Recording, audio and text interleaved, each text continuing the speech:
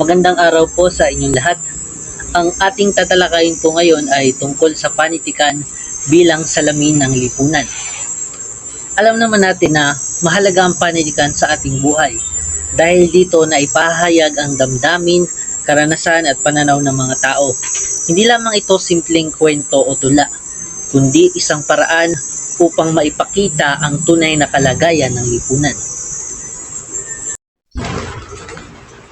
Ang panitikan ay bahagi na ng kultura ng isang bansa. Binubuo ito ng mga akda tulad ng nobela, tula, maikling kwento at dula. Tinatawag itong salamin ng lipunan sapagkat pinakikita nito ang realidad ng buhay ng tao.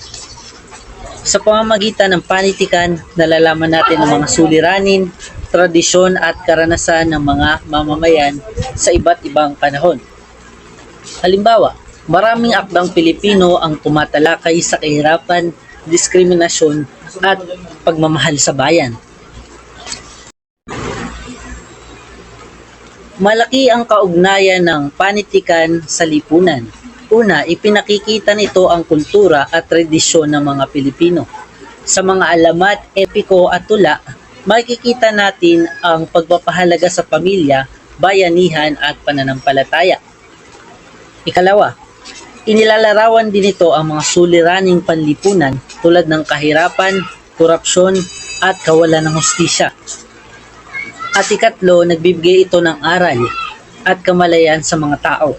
Dahil sa panitikan, mas nauunawaan natin ang tunay na kalagayan ng ating lipunan.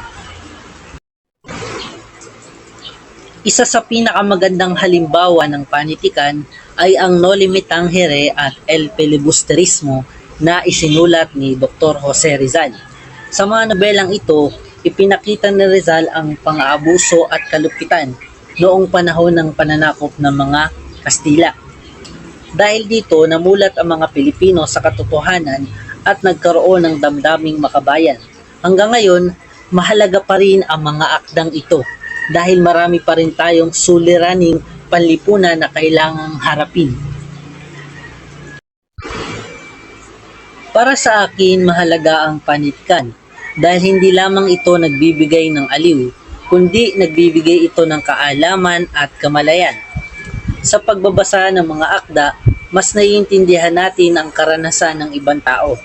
Nagiging daan ito upang magkaroon tayo ng malasakit at pagnanais na makatulong sa lipunan. Sa panahon ngayon, ginagamit na din ng kabataan ang social media, spoken poetry at iba pang mga makabagong paraan upang maipahayag ang kanilang opinyon tungkol sa mga isyong panlipunan. Sa kabuuan, ang panitikan ay tunay na salamin ng lipunan dahil ipinakikita nito ang kalagayan, kultura at suliranin ng mga tao. Mahalaga ito dahil nagsisilbi itong boses ng mga mamamayan at daan upang mamulat ang isip ng mga tao sa katotohanan. Bilang isang Pilipino, mahalagang pahalagahan natin ang panitikan dahil nakatutulong ito sa pagpapanatili ng ating kultura, kasaysayan at pagkakakilanlan bilang Pilipino. At diyan na po nagtatapos ang ating talakayan. Maraming salamat po sa pakikinig.